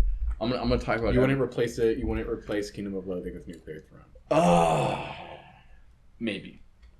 Like, they're so close together. Maybe. I don't know. We gotta get through your top 10, man. Okay. I'll just flex. So let's hear your top 10 are. So real quick, I changed something. I took Halo 3 off of my top 10 and I replaced it with The Division. Okay. And The Division, I really don't know what my top 10 here. Or what my number 10 is. Just read out the 10. So top to bottom, is probably surprisingly close to what my list will end up being. Myst, Team Fortress 2, Dota 2, Borderlands 2, Deus Ex Mankind Divided, Nier Automata, Monster. You're reading through too fast, right? Myst, TF2, Dota 2, Borderlands 2. Okay. Deus Ex Mankind Divided. All right. Nier. Monster Hunter 3 Tri Ultimate FX Arcade Edition Game of the Year. The Beginner's Guide. Right. Guild Wars 2. I feel good knowing Guild Wars 2 is on here. So I guess the ones that I'm vying for are what's going to make my top 10, or like the top 3 slots. Wait, that's only 9 games. Oh, you're still trying to decide Halo 3 and Division. All right. You'll have to remind me that's on my list. So I'm gonna read you what I got. Myst, Team Fortress 2, Dota 2, Borderlands 2, Deus Ex, Nier, Monster Hunter 3 Tri, Beginner's Guide, Guild Wars 2, and The Division. Tom Clancy's The Division. So my 8, 9, and 10. Deus Ex is in the top 3. Okay. The Division is in the top 3. And Guild Wars is probably in the top 3. Okay. So I think Deus Ex, I think I'd make that my 10. Number 10. All right. So let's talk about the 10 spot, because I feel like what the 10 spot is it might get overlooked, but Deus Ex is in the position of like barely making it on your list. This is a collection of like the best of the best. So what separates Deus Ex as an honorable mention, and instead catapults it into like this upper echelon? So I have and this will actually come up, I think maybe 3 other times on this list. I guess like in the sense of like, so I'm a cybersecurity major, so on some level I like technology at like a very basic level, like typing on a command line. Where that comes from is just a much broader, obscure, just like, oh, it's a computer. I don't know how it works. But it does things I can't do. Math. Deus Ex does a super great job of setting up just a cyberpunk world, which is something I have a super soft spot in my heart for. Blade Runner 2049 is actually one of my favorite movies. Okay. I also, and for the same reason Deus Ex and Blade Runner 2049, I also super love noir and that like type of style. Yeah. Which is what that game is. This is the second one. The first one was Human Revolution. They're kind of similar games. But Human Revolution I kind of took like in chunks and pieces. I never really just like did it one straight go. Deus Ex Mankind is one of the few games, and actually I think all of these games are on my list, that I finished and I'm like, I'm starting the game again because I want to play it differently. I've started. Okay. That game really let me play the game how I wanted to.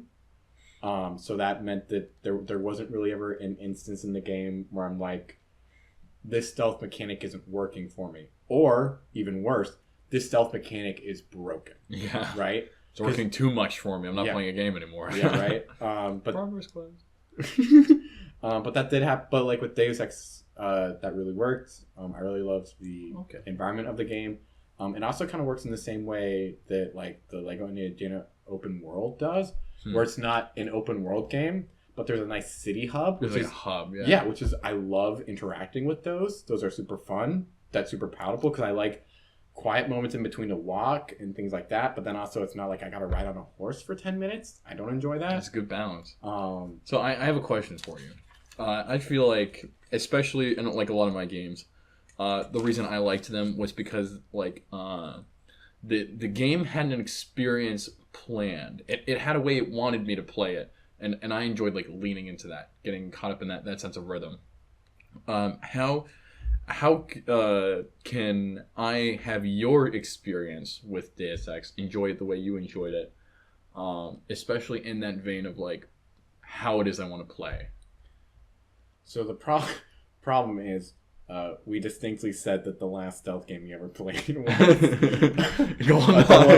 GoldenEye. The distinct way I played this on my first playthrough was stealth. The game has a super great, you just go behind somebody, it's like Q or E. Do you want to kill him or put him to sleep? But so the game has, basically in all instances of the game, your goal is to get somewhere and either get information or talk to a person to get information. It's part of why it's like a noir experience.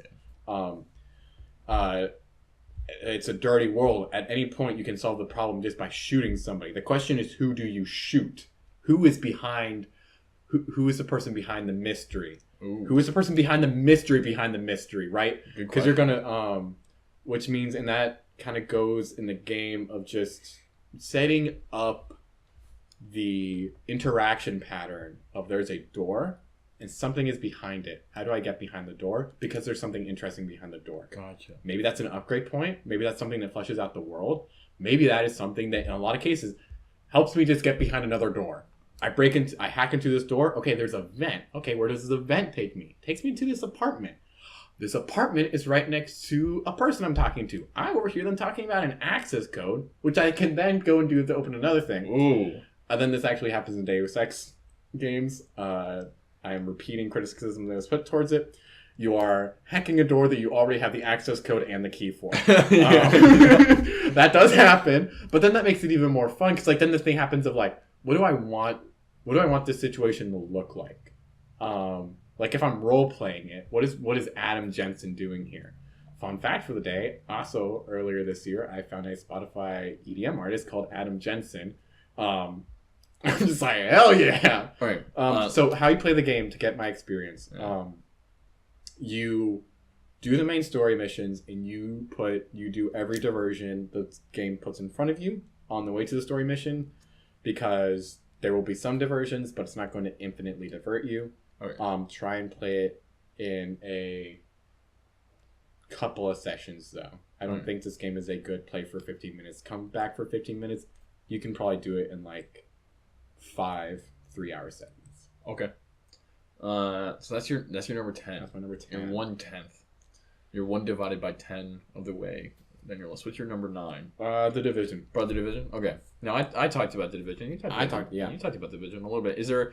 Maybe let's talk about why the Division was the first game I felt distinctly apart from you playing. Okay. I can see that being a very valuable thing. Talk about that. Because that was the ones of like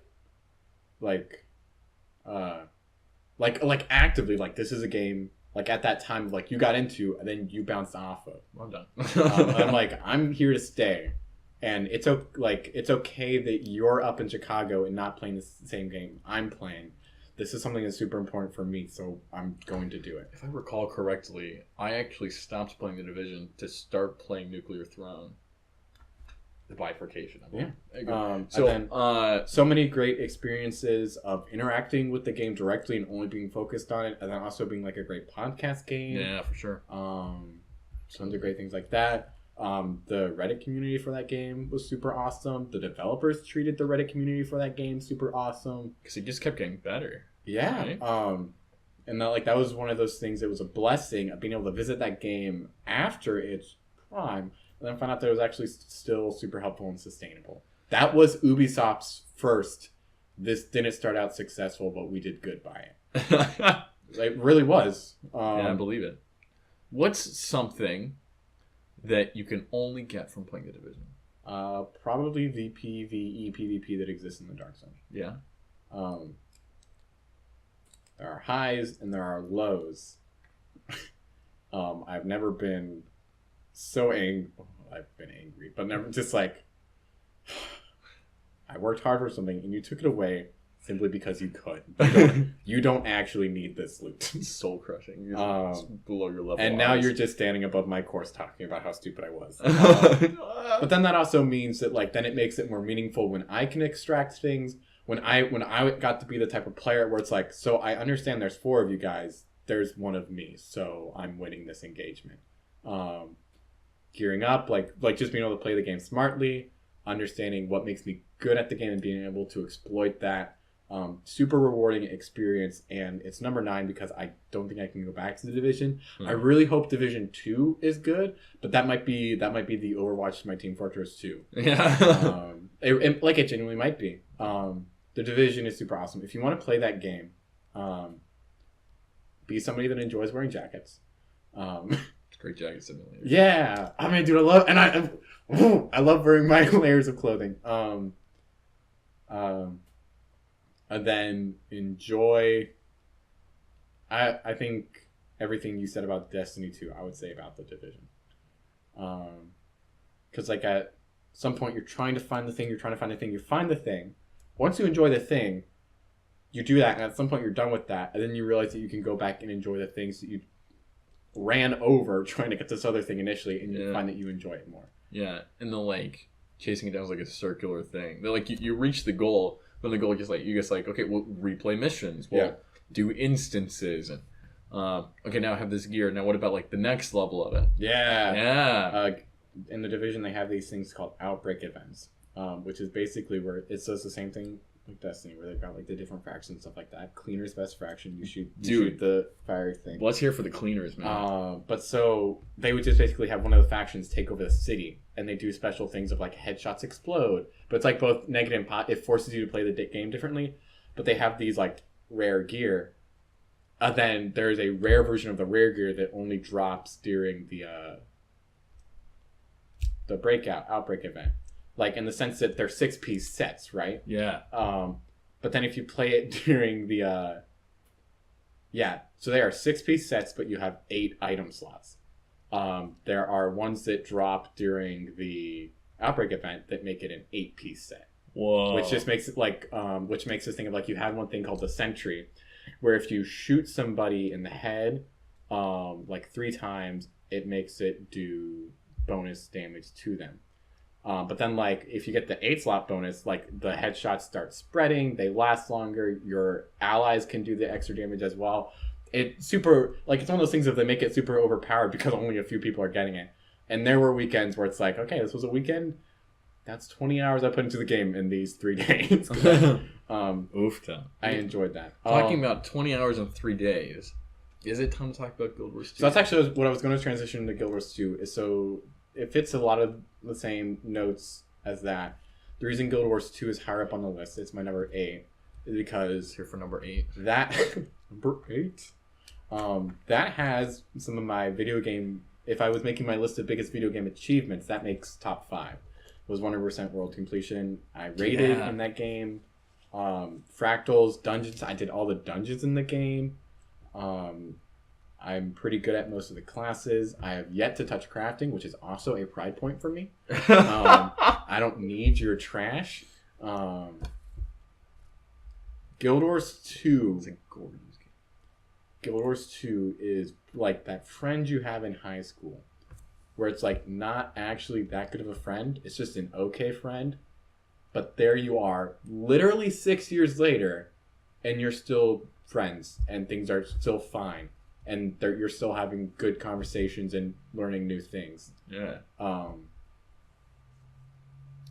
Super enjoy Guild Wars 2. What's like what's your favorite Vista?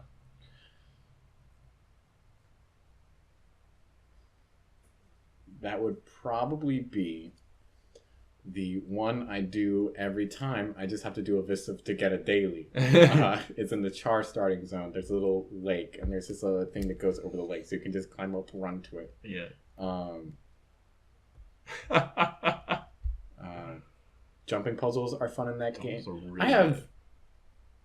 there are so many things in that game where it was just like, this isn't like a super meaningful achievement. Like, there are games on this list where like What I learned from experiencing it was something that like I carry with me now. That's why it's on the list. Guild Wars 2, there's just so many.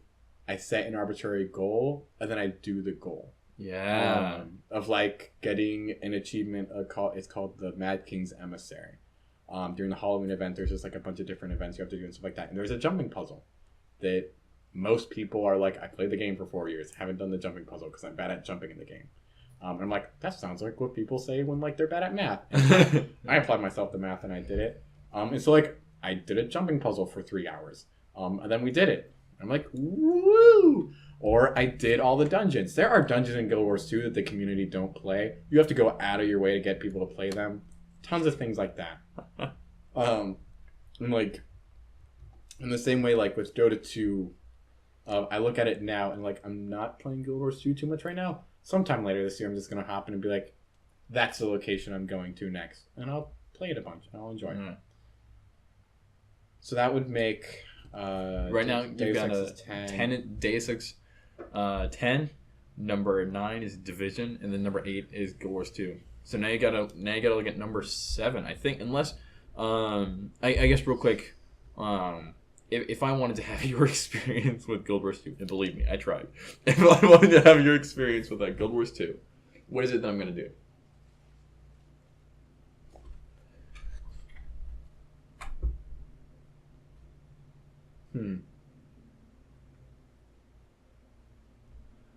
So what Guild Wars 2 was for me was, I think it was the answer to like a lot of things, like talking about like a personal experience of like continually trying to go around looking for like a new video game or something like that to play, like the perfect video game, and then realizing that just like what I have is enough.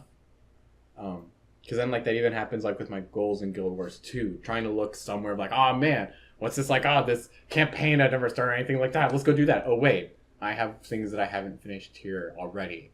I can work with solving these problems, and then I will move on. Big world. Okay. It was like, it's what I would imagine like the never-ending story would be of just like, oh, I should just finish this chapter because I have like 3 chapters open right now. So I guess how you would start that experience is just like, just start doing things. And then at some point, accomplishing them will be their own reward. That is an MMO-ass thing to say. build the checklist and complete the checklist. My number 7. I'm trying to decide. Let's say between Beginner's Guide or, that's hard to spot. Let's say maybe Beginner's Guide or possibly Near. So everything here looks like a number 2. Or yeah, I was about to say. I feel like my game gets, my list gets like super hard past this point. Yeah, because I hit the same point. Once you get Kingdom of Loathing out of the way, it's like every song's a banger. every game's a top 5. Do I have to go 10, 9, 8, 7? Can I like? No, you gotta do 7. Okay.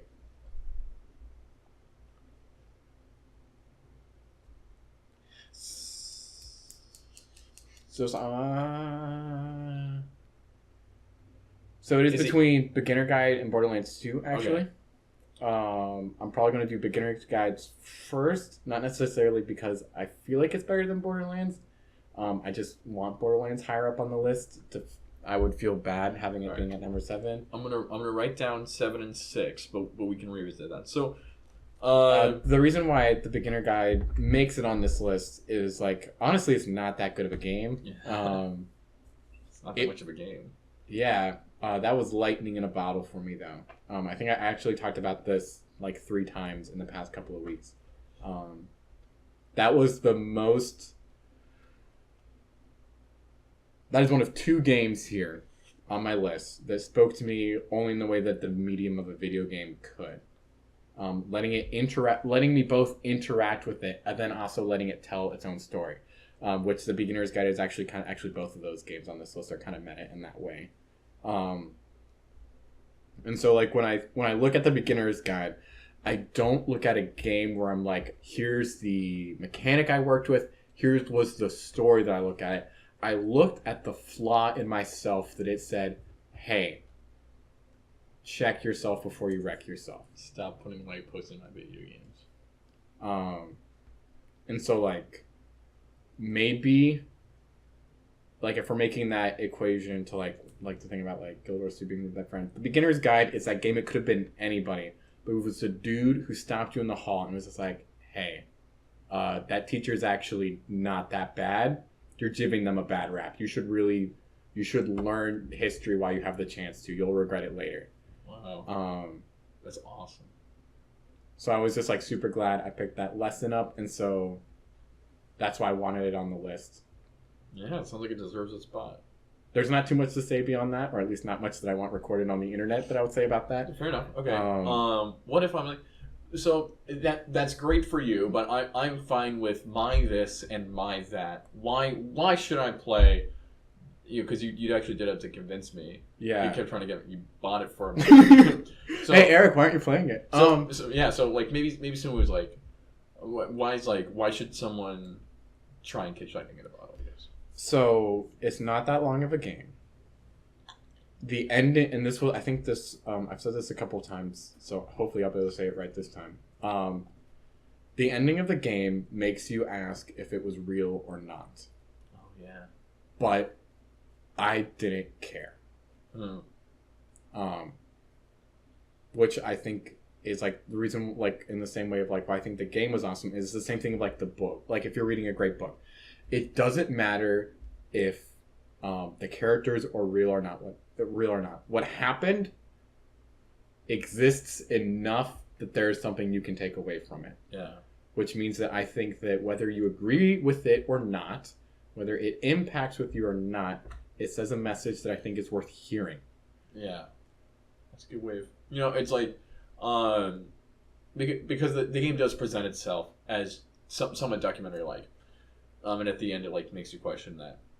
But when you're questioning was it a documentary, it ceases to be was it there, and now becomes does it stay here, and it stops being about the game and it starts being about you. Yeah.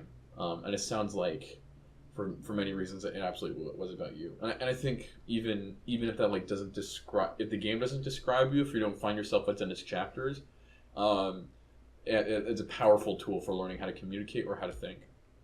So speaking of powerful ways of communicating, Borderlands 2. Boner fart. 100% more wub wub. Let's talk about Borderlands 2 and why it is better than Borderlands. Not as high on your list as Borderlands is on mine. So first, let's hear about your specific Borderlands 2 experience. So my specific Borderlands 2 experience, I think I've played through that game 6 or 8 times. A couple of those were just like going straight through it. Yeah. A couple of those runs were definitely like having moments where I was farming through it or also just replaying content. Now, do you consider a playthrough like I did first playthrough, then I did Vault Hunter, then I did True Vault Hunter, and now it's a playthrough? No. Each time you finish the campaign, I would count as a playthrough. Okay. Gotcha. Is that like a you don't agree with that? No, that's a like I was thinking of like True Vault Hunter is like still part of the first playthrough, so that I'm now easily in double digits for like Borderlands playthroughs. But keep going. So as you're playing through it, it sounds like there's been a lot of different ways for you to play through. Yeah. I think I like the villain of that game. I think that has a more clear villain. One of the few things that like I super disagree with Giant Bomb on is they're like he's a horrible villain. Like he's a great villain. He's a great villain. He's one step short of punting an orphan. And the reason why he's one step short is because that's happening in the next audio log. Yeah. Or he's just actually going to tell you what happened in the next audio log. He's playing his sad violin. I think the characters, the playable characters are not as good as Borderlands. But they're in Borderlands too. That is true. And they play more of a character role. They're definitely more characters. They right? Like say stuff. Break. Borderlands 2 is like my A team. that thing of just like there's explosions, there's firing, there's 2 guns, there's 4 guns, There's Tiny Tina, so many Blood Stallion. yeah, of like Borderlands 2 was not something where there's like a continuous narrative of that game. It's more of just like it decides to go places. I enjoyed where it was at. It decided to go somewhere else. I enjoyed where that was. And I think Borderlands 2 I spent the most time with. And then also, I don't think I was as romantic with Borderlands 1 as you were. So I think Borderlands 2 basically just ended up being like the game that delivered what I was expecting from the Borderlands experience. Gotcha. And so the reason why it's number 6 on my list is because Team Fortress 2 and Dota 2 through pure hour amounts. They got it. Through pure hour amounts. And then there's other games on the list that, well, I guess the only 2 ones are actually, should it go before Monster Hunter? Borderlands? Yeah. So here I'll talk about Borderlands for a little bit and maybe see if that helps you out a little bit. One of the reasons Borderlands 2 is not on my list is my favorite part of Borderlands 2 is when you're going through the starting town of Borderlands. And there's just, like you get some of the old guns and everything looks a little bit different. And it just made me nostalgic. And then what I should have done there is just stop right there, come back to play Borderlands. Because that is, if we're counting like, so I have played through all characters of the original Borderlands through all the Game Plus modes that they give you. One thing I like about... Well, they just have Game and Game Plus, right? Game Plus, yeah. And then the DLC. And then I love the characters so much. And why like Borderlands 2 definitely has more characters and more writing from the original characters for sure. It's still one of those like, well, I love Toy Story 2. It doesn't exist. So real quick, I just had a thought. I want to put Borderlands 2 higher, but if we keep it at 6, we don't have to actually have it in the top 5 discussion of which one's better. I think at that point, like if it's in the top 5 of all time, you can kind of just because it. Well, but then we would have to decide on an order of which one goes. Okay. So we can. I think I'm just gonna say, Borderlands 1 has a decently shorter campaign than Borderlands 2. That's true. That is why you've replayed it more. Probably. I think that I can play Borderlands 2 as long as I can play Borderlands, which is why I make it like 2/3 of the way of the campaign in Borderlands 2. But first game I pirated. Got an email from Mediacom, so also like the last game I pirated. I had to like bought a headset because people in that game like cursed. I was still like 14 and playing on it in front of like everyone. Love the like so many characters in that game. Like that's the like by the time you get to end game it's just so busted. Some of those guns you can use way too long. Just like the loot driven gameplay. I love the cell shading so much. And that's also just there's no other Borderlands in the world. Alright. So I'm gonna shoot some of these real quick because I think at least I want to get through my top 10 before a 30-minute counter happens. Then we will have a third party mediating our combination of the top 5. Okay. So Borderlands 2, I'll keep that at 6. Monster Hunter 3, I would put at 5 for me. Okay. Holy cow, that's at the same spot as yours. Yeah. Thinking about it, I totally thought it would be higher. I played more of that game, so I think I just have honestly, I think I enjoy Monster Hunter more than you do. But also, I think everything we said about that game holds true. Yeah. What's your favorite Monster Hunter memory? And then we'll go to number 4. My favorite Monster Hunter memory. Yeah. Ooh. Because we've definitely talked about it, but like you specifically. Probably also would be the Great Jang. Oh man, that first time. Whoa! It's like what I've been fighting, but bigger. And the second one would be I'm actually pretty proficient with most weapons in Monster Hunter now. Oh yeah. In the same, which is something that happened like when I was playing Monster Hunter World, which was like when like that culmination of the thing of where it's like, I don't just have to focus on one thing to be good anymore. I can kind of choose how I want to approach the problem while doing the right way. So then I have my top 4. All right. I don't think... so I would actually say... Just rip off the Band-Aid. What do you think my top 4 is? It's gonna be. I'm gonna go 4, 3, 2, 1. I'm gonna say Dota, Team Fortress, Nier, Myst. Yes, actually. Oh my gosh! I'm gonna give myself a high 5. So that's Alright. So that's to double check. Myst is 1, Nier is 2, Team Fortress is 3, Dota is 4. Yeah. So as it is now, I like Dota 2 way more than Team Fortress 2. There's a Team Fortress 2. My top 4, I think, why this top 4 is my top 4 is I think of who Isaac Beagle is as a gamer, period. As a medium I enjoy, and these 4 things I think represent it the most smoothly. Myst is my top 1 because in every way that influences how I play video games. Podcasts, external things. That was the first video gaming podcast I listened to. That's my favorite one. That was an adventure game. Willing to say, I'm not solving this problem, but I'm going to keep at it because I want to see what's behind it. I still remember seeing the first world so well. I can only have one of the franchise on here, so I can't have Riven or Uru or Realist of all those things. Yeah. There is such a soft spot in my heart for that game. Such a soft spot in my heart for that game. Play that game, please. How you enjoy that game, in the same way that I enjoy movies nowadays, I go in blind. Yeah. And I went in blind to Myst in the way that I didn't know what a video game was. Yeah. That's so true. So you need to watch a movie not knowing what movies are. And that's why I enjoy that. Nier, that is the game that I have thought the most about after I played it. It's similar to the beginner's guide, and it operates in a lot of meta ways. There's a lot of ways that it still tells a story through the mechanics you're doing. The upgrade system in that game, for example, is like you have chips that you can put in and out. Yeah. At any point, you can kill yourself just by removing chips.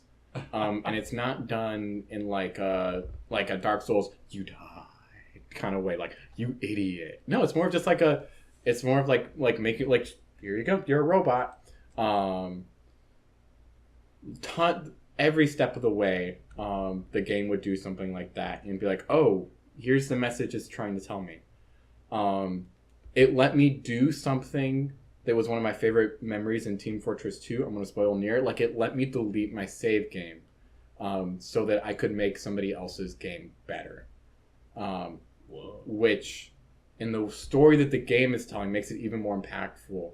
Because I guess also Nier also speaks to me in the same way that the beginner guide spoke to me and like my method. So like the Nier makes much more of an effort to be philosophical and to ask questions like that, which I also super enjoy. But the main story that happens in Nier, the pattern that you see go over and over, is that doing something for the sake of just doing it ends in destruction. And you see this played out in tons of different ways. Just trying to survive, just trying to be a partner to somebody, just trying to build this type of thing, just trying to do the role you were given, just trying to be human. You see all these people do these things, and ultimately it ends in destruction. And then like, and like the only way to win is to like quit the cycle. In a way that seems like such as like a thing that's like at the end of like Ready Player One or something, as I say it out loud. But like that was like also part of like why deleting the save game was so important, because like that's how you give the characters a happy ending, is by not playing the game anymore. And so that. Whoa, that's crazy. Cause like if you think about it, like that's how the game works. Is like you replay, and as you keep replaying the endings, the A, B, C, D, E, the endings get worse and worse and worse and worse. Because the world is so bad, the more you find out about it, the more it's painful to the characters. The more they are finding out that they have been hurt, other characters are hurting them, etc. Then the best ending to the game is to say, hey, I don't need to know anymore. We just need to stop so that you guys can stop being part of this. You guys can be free from this. The good ending of the game is the ending. Yes, and so like my save for that game was deleted. Like it removes any memory you have on that game from your system.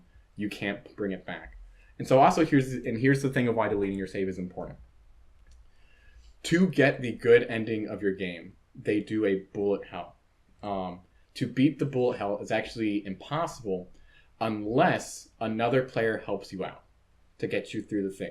For another player to help you out, they have to delete their save game.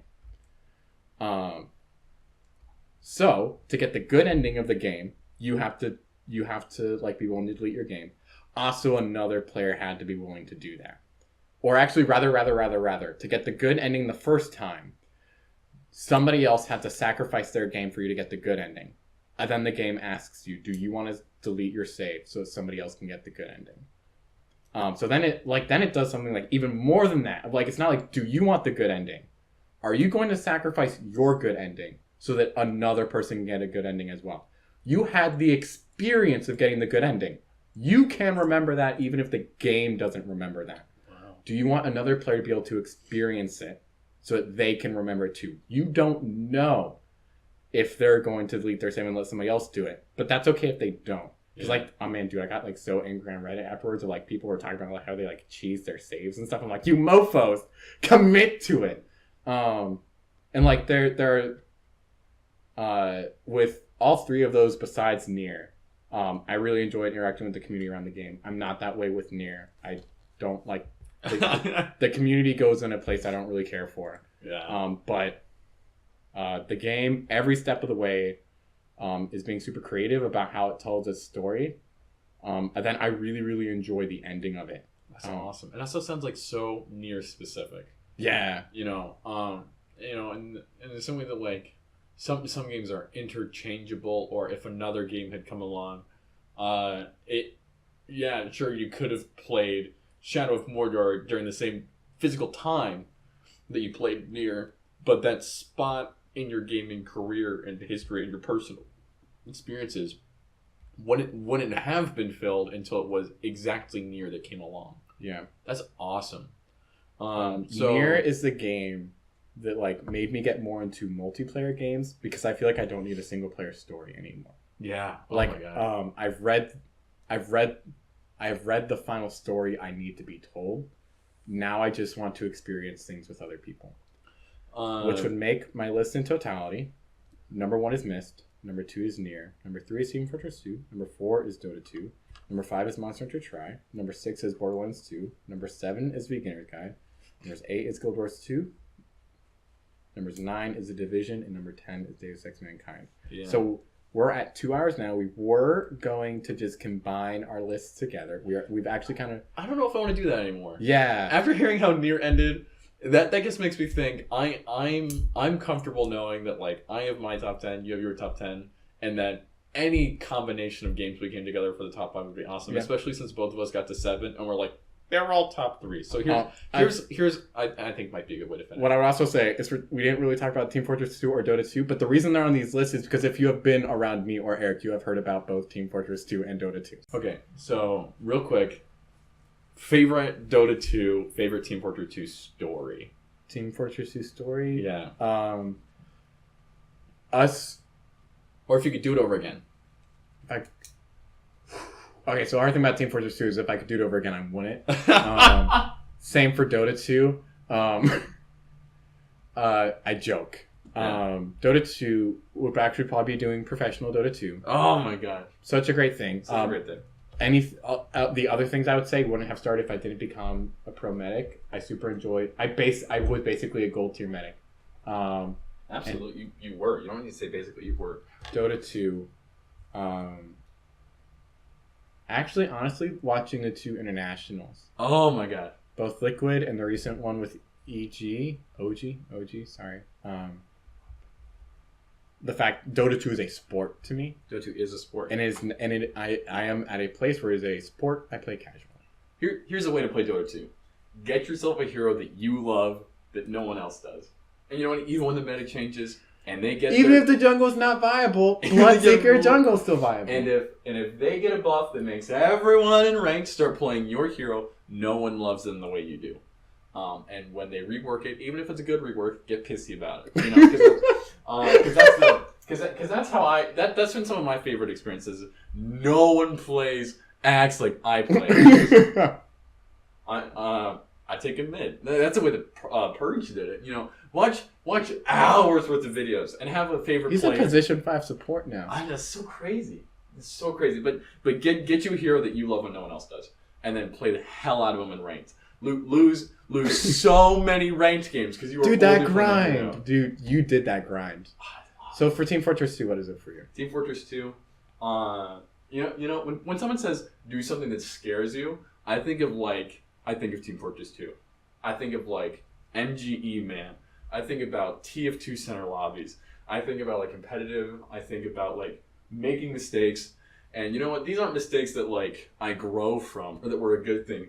These are mistakes that are a bad thing, and the only thing I learned from it is like never do it again.